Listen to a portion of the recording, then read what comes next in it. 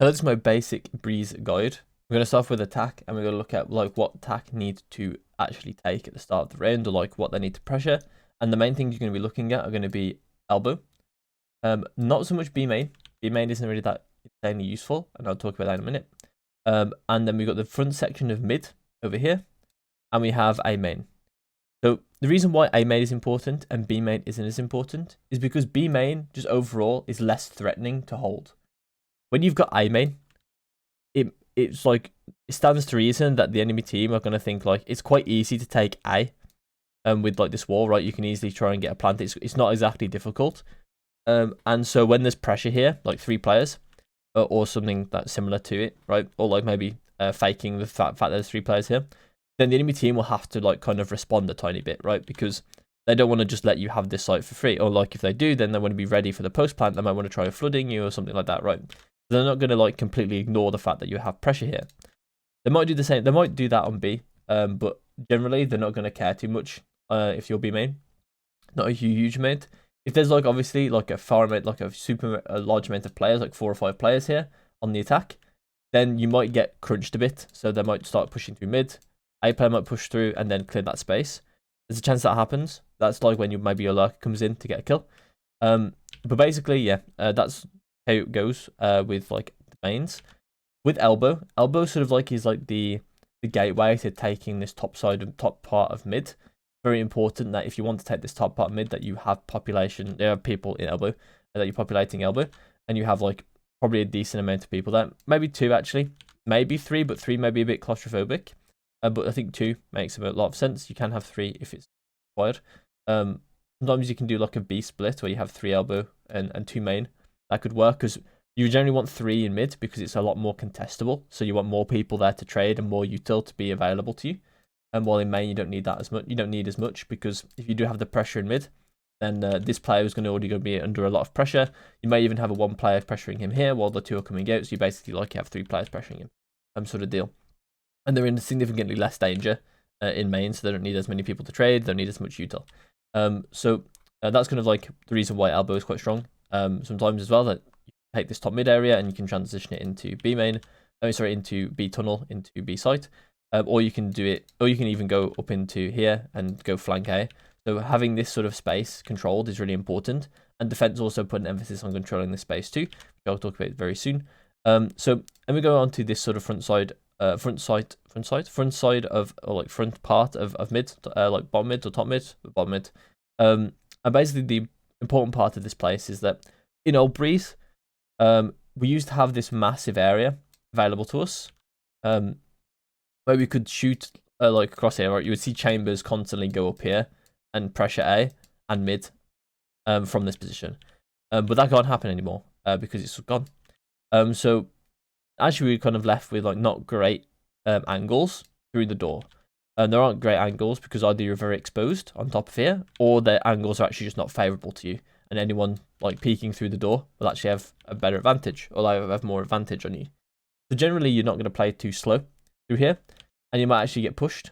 You might actually push like quite fast, because you want to get through these angles, right? And it does help that we have like this closer sort of box setup here, because it means that we can have like a Viper smoke that goes here, and then still have the wall here. And the reason why we want both of these things is because this wall in general is kind of like a default wall that you would see a lot. It creates a lot of pressure even if you're not going A, and generally you don't really want to like you don't want to like change this too much if you're going to go mid. You can still split like this, and what will happen is you basically just put down the wall when these 2 players are ready to fight. Like you do like a 3-2. And when these 2 players get close, that's when the wall will go down. And that's when these players will start fighting with these 2 players too. So you're going to be like crunching these players that like kind of fight like this. Or you're going to have like a player that runs through here and fights like that too. So it's going to be really difficult for the enemy team to deal with it, because you're going to have so much more space from the main players to play with that they can attack from when these 2 players arrive, right? So these 2 players will play it quite slow in that situation. But otherwise, generally, the attacking team want to get through this space as fast as possible. Or they want to just stick at 1 player here, and that 1 player is probably going to be a chamber most of the time, so that they can fight the one favorable angle, which is this one, onto doors. that's literally the one favorable angle in mid for the attacking team. So what does it look like to go A? We've kind of already answered. I've kind of already answered like what a split looks like, but we can literally just send the 5 players A with one player usually staying behind over here. I say all 5A. It's 4A and then one player here. Generally is the best way to do this. You can do 5. That's probably like a rank special. Generally you want to do this when you're like lower by, things like that. But because then that way you might be able to overwhelm someone on site or a couple of people on site. Generally this is not really the site to do that. So if you are low, like low by, and the enemy team, like you want to try and like overwhelm someone on site and get a gun, you're probably going to go B. Because it's more likely they're committing to the site. On A, it's very unlikely that they commit to the site, especially when they have guns and they know you have lower guns. Generally, when you're like on eco, you're gonna find yourself on B. But yeah, sorry, that's just sidetracked. But on A, generally you're gonna have like 4 players here, 1 player here, or you're gonna have 3 players here and 2 players here. That either one depends on like what you want to do. Like I said, if you want to split, then you're probably gonna have a 2-3. But if you're gonna have like a lurk and then 4 players go main. So this chamber here will be able to cut off this rotation. So the important part of attack is to make sure that you hold this. I would say that this is the most important area for attack to hold, because it just cuts off this massively important rotation, and so vice versa really for B. They can't get through this area where they get contested. Really important to attack. And you may be wondering why you don't take this part anymore, and it's simply because it's just too hard to get through here as attack. You need to commit players to elbow, and you need to commit players like bomb mid to actually take this area like properly, like convincingly. Because if you only send players here, then players A can actually push through and you in the back very fast. So you need to actually have at least 1 player sitting back chilling here. Still the chamber's job, I think, to sit in mid and control this mid doors like pressure that the defense might give. So that's like how Chamber will play. Chamber will like always be mid, but you can play mid on Viper sometimes too. For instance, a way to play mid on Viper is if they do this wall constantly. So this is a very popular wall. This is one of the most popular wall. You can actually place an orb like this, and as you can see, it connects, right? And because it connects, you can actually lurk around here without them seeing you. So if this place never gets populated by the enemy, and you have a read, then you can sit in this sort of position, right? And you can take like this like front part of mid quite nicely. And then obviously when the wall goes down, you can still sit in like this sort of area and then control the rotation from that area. Might be a nice mix up that you can have for like just the chamber doing it. Instead, you can send the Viper here and smoke this. Generally as well, you can default both things on Viper, especially if you're in like not ranked as much, but in competitive. And it'd be much easier for them to like default this stuff, so they can have a Viper that would default this A wall like this, and then they can have a default cloud like this, and that would like do a lot of pressure on the defense just from these 2 things, because these players up here have no pressure onto this, and so it's on the A player to actually have all the pressure onto like the front side mid. So it means that they can very easily do a split on A without getting contested, and because this player here that's watching the doors, he's going to get pressured by the main players quite easily. So yeah, that's kind of like how I see attack generally. So we're going to go on to defense, and on defense, the main thing for defense to understand is that this space is going to be really difficult for you, and we want to make sure we control this space for as long as possible, basically. Other places that would be nice to control are elbow, so this sort of like little portion of elbow. The reason why this portion of elbow is quite good is because we can actually see quite deep. We have some deep lines, especially like in this sort of area too, so like that kind of connected, like this kind of area, this sort of like little L shape, because there's a massive deep line here as well. Sorry, I'm not the greatest at drawing straight lines, but yeah, you can basically see all the way through to here, and what will happen is they cannot rotate this way or this way past that line without us knowing, right? Having control of this little area is really, really nice for defense. And generally, you might see even Chambers tries to get this area where they can sit here. They can have a rendezvous back here, or like basically anywhere in range. So over here somewhere. And they can use their tour de force and just hold this area. Or it gets their ult, an op as well. And that's like a really important thing to take into account, that defense will want to take this sort of area if they can, if you're playing slow especially. Then they might be able to get a pick, or if they know that you're like populating A quite frequently early on in the round, and you don't really do too much B, but then you like to come back to B, then this will be it. But generally, they don't really do that too much. I think A is like the very easy site to finish the round on. So generally, this doesn't get as much value as you would like, but it does get you a lot of map control. So if that does ever happen, then you will catch it quite nicely. And another important area to control for defense is A main. And the reason why A main is nice is because it just simply means that, as I said on attack, right, when you control this as attack, it creates a lot of pressure on the A players or on general enemy team that you could easily just take A, right? So when you actually control this as defense, it like pushes that back. So you can't just easily take A. But the enemy team can't easily just take A because they have to retake this space too. So it alleviates a lot of the pressure A has, because then the only real place they can go through is doors. And there's a couple of reasons why that's not actually that good, right? Going through doors isn't too great because if there is actually enough pressure in mid, so if they don't have any like other pressure pushing this mid, so they don't have elbow pressure, then it's really hard for the attacking team to get through here without being contested from mid. With this wall here and things like that, they have to have a smoke here and then they might get sprayed, things like that. There are plenty of problems with just going through doors. So controlling this is really, really important, or it can be important depending on like what you want to do, right? On defense, you are doing a lot of set plays, so you will be making set plays to do this, take this, set plays to take this potentially, or set plays just simply to hold this. So yeah, that's really, really important. Obviously, you won't be doing that every round, and obviously you might not even be doing it in ranked, because in ranked it's a lot harder to coordinate those plays. Although I will say that it's worth trying for the value you get. So the last one we're going to look at, or the last like area we're going to look at, is going to be the top of mid, like this. So on attack, sorry, on defense, we want to be making sure we keep this as much as possible because it's a very, very important area where they can go B and they can go flank all the way through to A. Obviously, the tube doesn't exist anymore.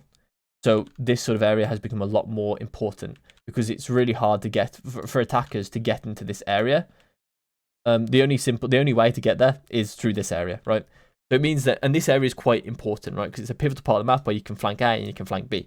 So you don't want to give this plot for free, this place for free. And generally in Old Breeze, this area actually would be given quite a bit, or like got quite a bit by attack. Obviously these doors aren't the easiest to push through, but in reality there were plenty of times where attackers could get through to here. Now that doesn't really happen, so this area is actually like really, really important to hold. And of course on defense, it's quite easy to hold it actually. They have to send like 3 players elbow for you to really lose this. And even then, those 3 players elbow probably would have to be backed up by a 1 here, because if we actually know that there's 2 here and there's 3 here, A players can just come through doors, or they can go all long flank, right? So there is like a lot of reason to hold on to this area, and attackers don't exactly have the greatest of ways to stop you from keeping this area. So generally on defense, you can also do something called chamber weak side or Viper weak side, and these two things basically tell that Viper plays weak side or chamber plays weak side. And generally this is kind of how things should go. As Chamber's a sentinel, he's allowed to play weak side pretty well.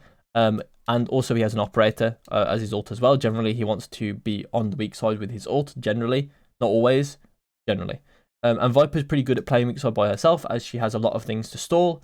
Her decay is really, really strong. Her mollies are really strong. Her Viper pit can fully deter an attack, depending on what they have available to them. Like depending on like the util they have available to them, etc. Or guns maybe.